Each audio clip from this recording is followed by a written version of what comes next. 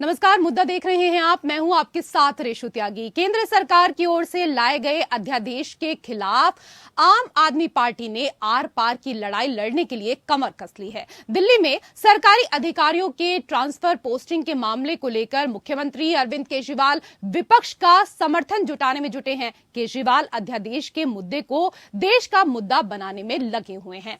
इस मुद्दे को लेकर कि आम आदमी पार्टी विपक्ष के नेताओं से मिल रही है, साथ ही दिल्ली और पूरे देश की जनता के बीच में जाएगी और लोकसभा चुनाव के पहले इसे बड़ा मुद्दा बनाने की तैयारी में है। अध्यादेश के खिलाफ रविवार को केजरीवाल के आवास पर बिहार के मुख्यमंत्री नीतीश कुमार से मुलाकात हुई तो मंगलवार को कोलकाता जाकर पश्चिम बंगाल की मुख्यमंत्री और तृणमूल कांग्रेस प्रमुख ममता बनर्जी से केजरीवाल ने मुलाकात की। तो आज मुंबई में उद्धव ठाकरे से मुलाकात हुई। इस लड़ाई में उद्धव ठाकरे ने केजरीवाल को पूरा समर्थन देने का वादा किया है। केजरीवाल से मुलाकात के बाद उद्धव ने कहा कि देश और लोकतंत्र को बचाने के लिए हम सभी को साथ आने की जरूरत है। वहीं दिल्ली के मुख्यमंत्री केजरीवाल ने कहा कि संसद में अगर विपक्षी दल अध्यादेश को पास होने से रोकने में कामयाब रहे तो 2024 के लोकसभा चुनाव में बीजेपी का जीतना असंभव हो जाएगा। यह अध्यादेश 2024 का सेमीफाइनल होगा। इससे पहले अपनी मुहिम में मंगलवार को केजरीवाल ने पश्चिम बंगाल की मुख्यमंत्री ममता बनर्जी से मुलाकात की थी। इस दौरान उनके साथ पंजाब के सीएम भगवंत मान, राज्यसभा सांसद संजय सिंह, मंत्री आतिशी और राघव भी मौजूद रहे। मुलाकात के बाद केजरीवाल की बीजेपी के खिलाफ मुहिम को बड़ी ताकत मिली है। केजरीवाल को ममता सरकार का साथ मिल गया है। मुलाकात के बाद सीएम केजरीवाल ने ट्वीट कर लिखा, दिल्ली के लोगों को कल ममता दीदी का साथ मिला। जब मोदी सरकार संसद में दिल्ली के लोगों के खिलाफ बिल पेश करेगी तो तृणमूल कांग्रेस पार्टी दिल्ली वालों के हक में उसका विरोध करेगी। दिल्ली के लोगों की ओर से मैं दीदी का तहे दिल से शुक्रिया अदा करता हूं। वहीं ममता बनर्जी ने केंद्र सरकार पर हमला बोलते हुए कहा, सुप्रीम कोर्ट के फैसले के बावजूद सरकार जो दिल्ली सरकार के खिलाफ अध्यादेश लेकर आई है उसका हम विरोध करेंगे। ममता ने अन्य सभी दलों से इस मामले पर ध्यान देने का आग्रह किया। उन्होंने कहा, हम मिलकर राज्यसभा में बीजेपी को हरा सकते हैं। इस दौरान ममता ने कड़े शब्दों का इस्तेमाल करते हुए कहा, ईगो की भी एक लिमिट होती है, क्या जो भी मर्जी में आए क्या वो किया जा सकता है? उन्होंने कहा, डर है ये संविधान ही ना बदल दें। दिल्ली को लेकर केंद्र सरकार के अध्यादेश के खिलाफ समर्थन जुटाने निकले अरविंद केजरीवाल को अब ममता बनर्जी का साथ तो मिल गया। हालांकि इस मुद्दे पर अभी कांग्रेस का स्टैंड क्लियर नहीं है। कांग्रेस के भीतर इसको लेकर विरोध है। खासकर दिल्ली और पंजाब कांग्रेस केजरीवाल के समर्थन को राजी नहीं है। वहीं केजरीवाल विपक्षी दलों से बिल के विरोध में साथ मांगने का अभियान अभी जारी रखेंगे। उन्होंने कहा कि अगर बिल पास कराने में सरकार विफल रहती है तो वह 2024 में होने वाले लोकसभा चुनाव का सेमीफाइनल होगा।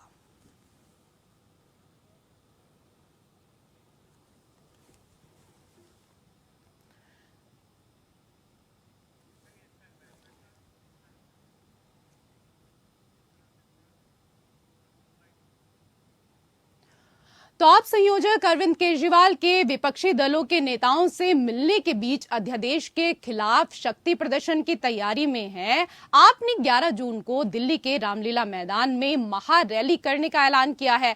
आपका कहना है कि केंद्र सरकार का अध्यादेश एक प्रयोग है और दिल्ली के बाद ये पूरे देश में ऐसा ही प्रयोग होगा। ऐसे में सवाल तो यही है कि अध्यादेश के खिलाफ समर्थन जुटाने में कितने कामयाब होंगे केजरीवाल।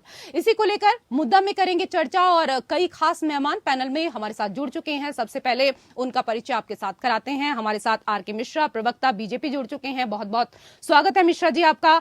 हमारे साथ मुकलेश शेख, नेता एनसीपी जुड़ चुके हैं। आपका भी बहुत बहुत स्वागत। हमारे साथ आपके प्रवक्ता संजीव निगम जुड़े हुए हैं। आपका बहुत बहुत स्वागत है हमारे इस खास कार्यक्रम में। इसके साथ ही टीएमसी के नेता सुमित मेहरोत्रा भी हमारे साथ हैं। आपका भी बहुत बहुत स्वागत सुमित जी। संजीव जी, पहला सवाल आपसे, इस अध्यादेश को लेकर आपकी सीधी आपत्तियां क्या हैं? क्योंकि इससे पहले भी इसी पैटर्न पर दिल्ली में कई सरकार चली हैं। आपको प्रिविलेज क्यों चाहिए? बिल्कुल सही प्रश्न आपने किया। पहले भी सरकारें चली है, लेकिन सवाल ये पैदा होता है कि जैसे ही जैसे ही 2015 में फरवरी में अरविंद केजरीवाल साहब ने जिम्मेदारी ली, 1-2-3 महीने के अंदर मई में ये अपने केंद्र सरकार जो है ला करके दिल्ली की सरकार की शक्तियों को इन्होंने हमसे छीन लिया। जो पहले शक्तियां थी वो रह कहाँ गई दिल्ली सरकार के पास। तो ये सुप्रीम कोर्ट में चलती रही लड़ाई और लंबी लड़ाई लड़ने के बाद 8 वर्षों के बाद अभी जो न्यायालय ने 5 जजों की संविधान पीठ ने ये निर्णय दिया था, किसी अकेले एक जज ने नहीं दिया था सुप्रीम कोर्ट की। और ये जो निर्णय आया, इस निर्णय को दिल्ली सरकार का ये खुशी का विषय था, दिल्ली के लोगों के लिए खुशी का विषय था कि दिल्ली सरकार और अपने पूरे भरोसे के साथ दिल्ली पूरे उसकी शक्तियों के साथ इस्तेमाल करती है लोगों की भलाई के लिए, दिल्ली के लोगों के लिए। लेकिन एक हफ्ते के अंदर ही केंद्र सरकार को ऐसा लगा था कि ये तो करके जो है बहुत लोगों के दिलों में अपनी जगह बना लेंगे। अरे लोगों के दिलों में क्यों नहीं बना लेंगे, वही काम करेंगे तो बना लेंगे। और ये बर्दाश्त नहीं हुआ तो रात के अंधेरे में जैसे ही सुप्रीम कोर्ट अगले दिन बंद हो गई, उसके बाद इन्होंने रात की ये जो ऑर्डिनेंस ले आए कि ये लोग न्यायालय भी न जा सके। और आप क्या समझती है कि ये जब ये ऑर्डिनेंस जो है लोकसभा और विधानसभा इसमें राज्यसभा में जाएगा तो ये पारित करा लेंगे। राज्यसभा में हम इनको चुनौती देते हैं आम आदमी पार्टी के लिए, उसमें आम आदमी पार्टी के अपने 10 सांसद है राज्यसभा में, और हमारे मुख्यमंत्री महोदय जो हमारी आम आदमी पार्टी के मुखिया है दूसरे राज्यों में भी जा रहे हैं। अभी कल जो है पश्चिम बंगाल गए, वहां के मुख्यमंत्री से मिले, और आज महाराष्ट्र में मातोश्री में जो है उद्धव ठाकरे जी से मिल रहे हैं, जो सबसे अपील कर रहे हैं। ठीक है, वो तो हम देख रहे हैं, लेकिन मिश्रा जी आप लोगों के ऊपर गंभीर आरोप लग रहे हैं लगातार।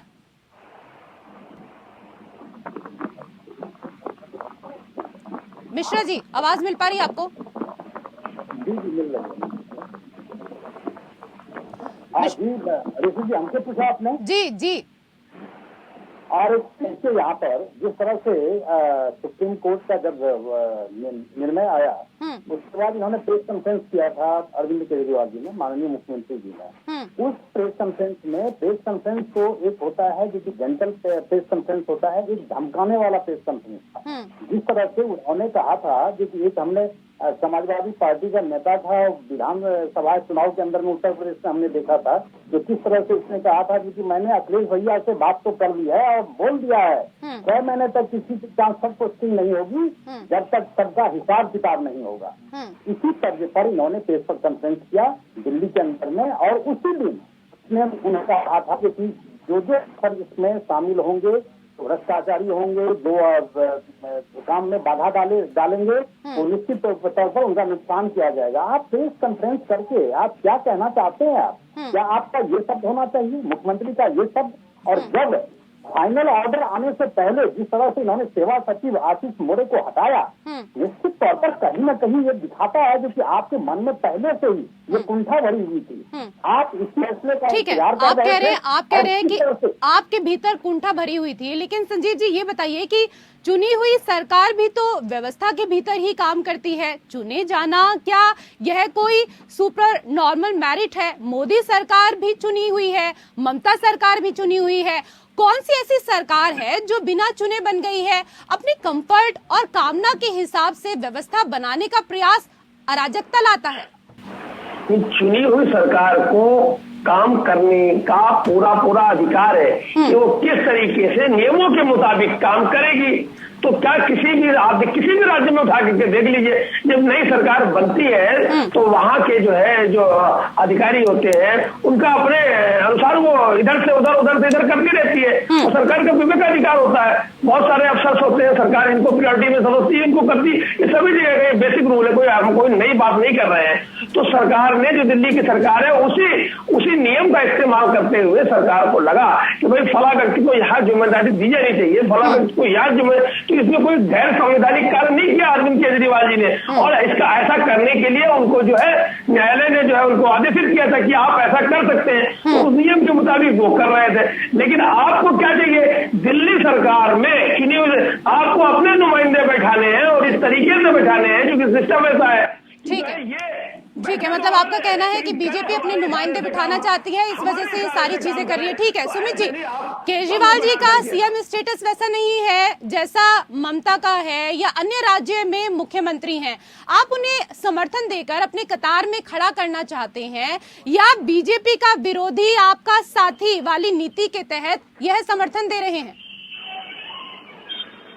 नहीं रेशमी जी, देखिए क्या है, आज हालात के ऊपर चर्चा अगर करें हम तो बड़ा अच्छा रहेगा कि अरविंद केजरीवाल जी हमारे पास आ रहे हैं, ममता जी उन्हें समर्थन दे रही है। ये सब चीजें देखिए, आज देश के हालात हम लोगों को देखें तो क्या होते चले जा रहे हैं। 2014 के बाद से भारतीय जनता पार्टी जब से बनी है, उन्होंने काम तो कुछ करे नहीं है, केवल चुनी हुई सरकारों को गिराना, लोगों को तोड़ना, जिस तरह जो फंड है देश का जो रुपया है सब उसी के ऊपर लगाते चले जा रहे हैं। विधायकों को तोड़ना, एमपीओ को तोड़ना, ये उसके ऊपर काम कर रहे हैं।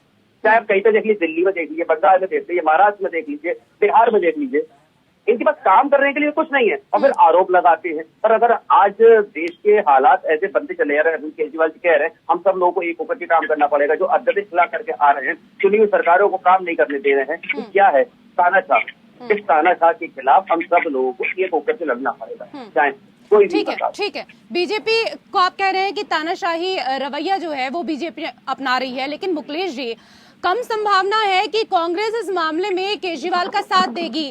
आप लोगों को संगठित विपक्ष के लिए कांग्रेस से भी तालमेल रखना जरूरी है।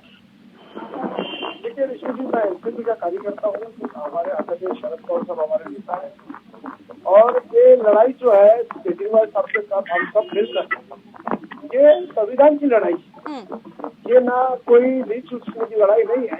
ये भारत देश में संविधान को जिंदा रखने की लड़ाई जो है हम सब मिलकर शुरुआत किया है, और इसको हम 2024 तक भारतीय जनता पार्टी के जो अफसरान है, जो उनके हुक्म पे चल रहे हैं, जो हुक्म पे जो कार्रवाई किया जा रहा है, उस पर रोक लगाने में हम कामयाब होंगे। हमारी पार्टी केजरीवाल जी के साथ, उद्धव ठाकरे के साथ, आदरणीय हमारे राहुल गांधी के साथ, अब सारे जितने भी नीतीश कुमार के जितने भी पक्ष है, जो मोदी जी के खिलाफ वो हमारे दोस्त है, जो भाजपा के खिलाफ है वो हमारे दोस्त है, क्योंकि हमें उनसे न्याय नहीं मिला, उम्मीद भी नहीं मिली, क्योंकि गरीबों के हित के लिए कोई काम नहीं, किसानों के लिए कोई आवाज नहीं, सिर्फ तोड़ो फोड़ो राज करो। आज मंत्री पद की जो महाराष्ट्र से हम देख सकते हैं, 2 तारीख को शायद विस्तार करने वाले हैं, तारीख को इसमें 10 महीने की सरकार में बहुत दिया, जनता सुन सुन के परेशान हो गई, लटकती हुई तलवार तरह ये सरकार लटक रही है। कभी कोर्ट का फैसला आए तो भी अधूरा आए, पूरा नहीं आए, जनता उसमें भी कंफ्यूज है, और हमारे साथ पूरा जनता है महाराष्ट्र का, और जनता महाराष्ट्र का होने के नाते हम जो है संविधान की लड़ाई विपक्ष हमेशा जारी रखेगा। और इनको जो है तानाशाही जो काम कर रहे हैं, तो ये लोग आज देखिए महाराष्ट्र के अंदर, मैं आपको बताना चाहता हूँ जी, ऐसा है कि महाराष्ट्र में बहुत से बीजेपी के लीडरों ने समीर राउत वानखेड़े के खिलाफ, समीर वानखेड़े के खिलाफ जो है बहुत आवाज उठाते थे। आज वही सरकार महाराष्ट्र की, केंद्र की भाजपा की सरकार मिलकर उनकी इंक्वायरी करवा दी है। भाजपा के जो देवेंद्र जी के खिलाफ जाएगा उनके ऊपर इंक्वायरी हो जाएगी। कल तक उनके थे, आज वो संघ के कार्यालय में नागपुर में जाने के बाद से उनको मतलब जो है अब सीबीआई की इंक्वायरी का सामना करना पड़ रहा है। सुमित जी, सहकारी संघवाद के सिद्धांत दिल्ली पर लागू नहीं होते, लेकिन केजरीवाल इसी की दुहाई देकर आप सबसे समर्थन मांगते हैं। यह तो आंख में धूल झोंककर समर्थन मांगना है ना।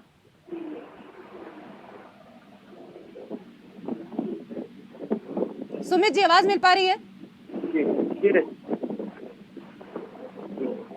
देखिए, समर्थन कोई हमारी पार्टी की तरफ से नहीं। जब अगर कोई हमारे पास आता है कि अगर कोई कहता है, चाहे अरविंद केजरीवाल जी को अगर हमसे समर्थन मांगते हैं कि हाँ अध्यादेश बचाने के लिए, देश को बचाने के लिए हम सब लोग को आगे आकर के काम करना पड़ेगा, तो हम करेंगे। इसमें क्या गलत है? मुझे आप बताइए, क्या भारतीय जनता पार्टी ने नहीं करा 2014 से पहले सारे विपक्षी दलों को एक करके काम करने के लिए? तो आज अगर सारे विपक्षी दल अगर एक होकर के अध्यादेश को वापस करने का काम करेगा तो क्या रह जाएगा? आप देखिए, हमारे क्या नाम है आपके गृह मंत्री अमित शाह जी कर्नाटक में कहते हैं, जाते हैं, कहते हैं साहब हमारी सरकार अगर यहाँ पे नहीं आएगी तो यहाँ पे दंगे हो जाएंगे। तो मैं इन्हें बताना चाहूंगा, प्रवक्ता साहब बैठे हैं कि आज मणिपुर में क्या हो रहा है? मणिपुर में जल रहा है, लोग जलाए जा रहे हैं, आग लगाई जा रही है। ये देखना पड़ेगा, ये बड़ी बड़ी बातें मिश्रा जी, आप ही के पास छोड़ना पड़ेगा, इन लोगों को काम करना पड़ेगा। काम नहीं करा है 2014 के बाद से इन लोगों ने। ठीक है, आपने सुमित जी का सवाल जो है वो यहाँ पर सुना, क्या पूछना चाह रहे हैं? एक मेरा भी सवाल है मिश्रा जी आपसे कि आम आदमी पार्टी कह रही है कि जब सरकार ने सुप्रीम कोर्ट में पुनर्विचार याचिका लगा रखी है तो अध्यादेश लाने की क्या जरूरत थी? आप दिल्ली को क्यों अपनी मुट्ठी में रखना चाहते हैं? देखिए, इससे पहले भी सरकार चल रही थी और दिल्ली का जो परिप्रेक्ष्य है वो दूसरे केंद्र शासित राज्यों से अलग है, पहली बात। दूसरी बात, मैं रेसिपी एक चीज यहाँ पर कोट करना चाहूंगा।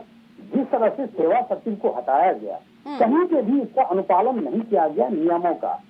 इसको अगर कार्यकाल पूरा होने से पहले किसी को अगर आप हटाते हैं तो केवल सिविल सेवा बोर्ड ही हटा सकता है, लेकिन आप केवल फाइनल कॉपी ऑर्डर के आने से पहले ही जिस तरह से आपने उसको हटाया तो क्यों ना प्रश्न चिन्ह लगाया जाए आपके ऊपर में? क्या आप कुंठा से ग्रसित नहीं थे? और यहाँ पर जितने भी प्रवक्ता बैठे हुए हैं इनमें हिम्मत है जो गलत को गलत और सही को सही कह सके? किसी में हिम्मत नहीं है।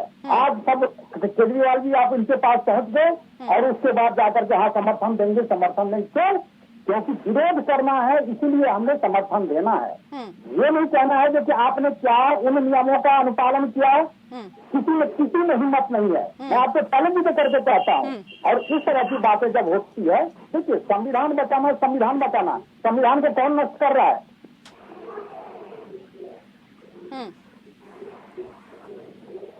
मिश्रा जी, आपकी आवाज छोड़ दिया, हुकुमशाही, ये लोकशाही खत्म कर दिया आप लोगों ने। ये नहीं चलेगा। इसके वजह से हम सब एक होकर देश की जनता के मूड को देखकर आपको जवाब देंगे। भारतीय जनता पार्टी को आने वाले 2024 में उनको अपने हिसाब से गद्दी से उतारने की ठीक है, ठीक है। संजीव जी ये बताइए, कांग्रेस के नेता अजय माकन कह रहे हैं कि अध्यादेश के मामले पर केजरीवाल का समर्थन करना अंबेडकर जी, नेहरू जी जैसे महान नेताओं की समझ के खिलाफ जाना है। दिल्ली सिर्फ स्टेट या यूनियन टेरिटरी नहीं बल्कि वो नेशनल कैपिटल भी है। अच्छा, आप ये बतावे, क्या ये बात संविधान पीठ को नहीं मालूम थी? जब इसमें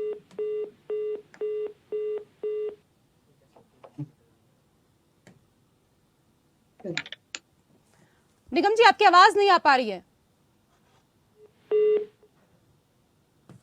जी। लगता है कुछ ऑडियो प्रॉब्लम है, तकनीकी समस्या यहाँ पर है जी।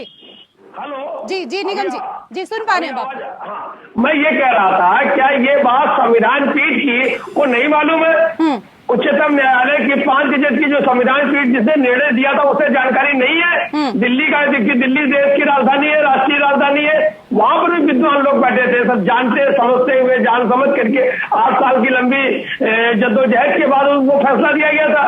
सिर्फ इनको मालूम है? भारतीय जनता पार्टी के प्रवक्ताओं को मालूम है कि दिल्ली एक स्पेशल स्टेटस है? जब वहां से छन करके इतना उसके बाद ये मामला आया था तो इनको क्या जरूरत थी उसमें लगाने की, बाईपास करने की? सम्मान करना ये जानते नहीं है किसी का? अरे आप किसी का सम्मान करिए। ताजा मामला ले लीजिए, आपने इतनी बड़ी बिल्डिंग बना कर खड़ी कर ली जिसको संसद भवन कहते हैं, लोकतंत्र का मंदिर कहा जाता है उसको। आप जब मोदी साहब आए थे पहली बार तो उन्होंने भी अपना मस्तक झुका करके उसके अंदर प्रवेश किया था। आज उसका उद्घाटन होने जा रहा है। आप कराते, जो देश की राष्ट्रपति है हमारे, उनके कर कमलों से आप किसी का उन्होंने बिल्डिंग बनाई, आपने शीश महल बनाया। बीजेपी तो ये कहती है। कमाल के, आप भी कमाल बात कर रही है। अरे ये सबके लिए, मैं ये नहीं कह, कम से कम आप राष्ट्रपति महोदया से उनके कमलों से करवाती। अच्छा लगता है, एक देश में जो है संदेश जाता कि आप सम्मान करना ही मतलब करना भी जानते। आप उस बात का डंका तो पीट रहे हैं कि वो पापुआ न्यू गिनी में स्पर्श कर लिए और वहां पर जाकर के, अरे आप भी तो सम्मान मतलब देना सीखिए। आपने जिनको चुन करके बिठाया, जो देश की प्रथम नागरिक है, आप उनको आमंत्रित करते, उनके कर कमलों से उसका ध्वनि करते, तो आपको सम्मान करना तो आपको मालूम नहीं है। सिवाय जो है लोगों के लिए जो है आपको भयभीत है कि कोई अगर दूसरा आ गया, और इसी भयभीत और इसी डरेपन की वजह से आप जो है आपको लाना पड़ा ये ऑर्डिनेंस। आप क्या समझते हैं कि ऑर्डिनेंस पास हो जाएगा? लोकसभा में आप पास करवा लेंगे, राज्यसभा में पास हो जाएगा? बिल्कुल नहीं पास होगा जी। मुकेश जी देखिए, इनकी हालत ऐसी हो गई। महाराष्ट्र की बात कर रहा हूँ मैं, देश की बात तो है ही है, हमारे भाई चर्चा तो कर चुके हैं। महाराष्ट्र में जो मंत्री पद के लिए खींचतानी चल रहा है, इसमें भी फूट होने वाला है। आज ये लोगों ने जो झूठा आरोप लगा दिया अनिल देशमुख पे 100 करोड़ की उघरानी, उसको प्रूफ नहीं कर पाया। 1 करोड़ 20 लाख रुपए की उनके ऊपर जो चार्ज लगा है वो लीगल पैसे का है। जो कमिश्नर ने चार्ज लगवाया बीजेपी वाले के इशारे से, देवेंद्र जी के इशारे से उनको क्लीन चिट दिया जाता है। इसी तरह की जो लोगों के दिमाग में जो गुस्सा है, जो लोग आज समझ रहे हैं कि ईडी सीबीआई के डरा के जो आमदारों को भगाकर सरकार में लिया, आज उनको मंत्री बनाएगा कि नहीं बनाएगा, मैं इनसे पूछता हूँ। अगर नहीं बनेगा तो वो लोग भी पार्टी छोड़ के भागने वाले हैं, ऐसा चर्चा है पूरे महाराष्ट्र के अंदर। क्योंकि लालच में गए हुए बहुत लोग, ईडी के डर से गए, सीबीआई के डर से भागे। तो इसलिए मेरा ये कहना है मैडम कि ये झूठ बोलो, जोर से बोलो और राज करो, इसके खिलाफ हम जो है संविधान को बचाने के लिए हम सब एक होकर पूरे रास्ते पे उतरेंगे 2024 में। और महानगर पालिका के चुनाव भी आ रहे हैं, हमारे जो मुद्दे हैं महंगाई बेरोजगारी, उसको लेकर हम आगे पहुंचेंगे और इसका जवाब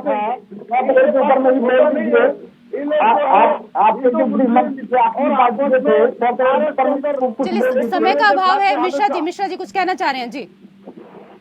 देखिए, यहाँ पर मुखलेश जी अभी कह रहे थे, मैं कह रहा हूँ भ्रष्टाचार, ईडी और सीबीआई की बात कर रहे हैं, तो क्या इनके जो अनिल देशमुख साहब थे, 100 करोड़ का टारगेट इनको दिया गया था, उसके ऊपर में इनको शब्द अगर बोल देते तो मुझे लगता है कि कम से कम व्यूअर को पता होता। ऐसी बातें केवल आरोप प्रत्यारोप करने की राजनीति करने वाले, मैं कहता हूँ आप तो भारत की जनता देख रहे हैं, आप लोग 5 लोग करके पुलिस के दल की तरह आप लोग जाते हैं और सपोर्ट करते हैं। आप लोग ना ही सही को सही और गलत को गलत कह सकते हैं। आप लोग केवल समर्थन इसीलिए करना है क्योंकि विपक्षी पार्टियों के हैं, इसी विरोध करना है। आप लोगों को बातचीत की सीधे से कोई मतलब नहीं है। और जो राष्ट्रवादी से गए थे पहले, उनको भी मंत्री बनेंगे 2016 में नहीं चल रही थी, वो लोग सरकार ज्यादा दिन चलने वाली नहीं है, सरकार लटकती हुई तलवार है और कितना भी कर ले महंगाई से कंट्रोल नहीं कर सकते आप लोग। चलिए, सुमित जी से कई सवाल पूछने थे लेकिन समय का अभाव है फिलहाल हमारे पास। बहुत बहुत शुक्रिया आप सभी का इस चर्चा में जुड़ने के लिए और इसी के साथ मुद्दा में फिलहाल इतना ही। नमस्कार।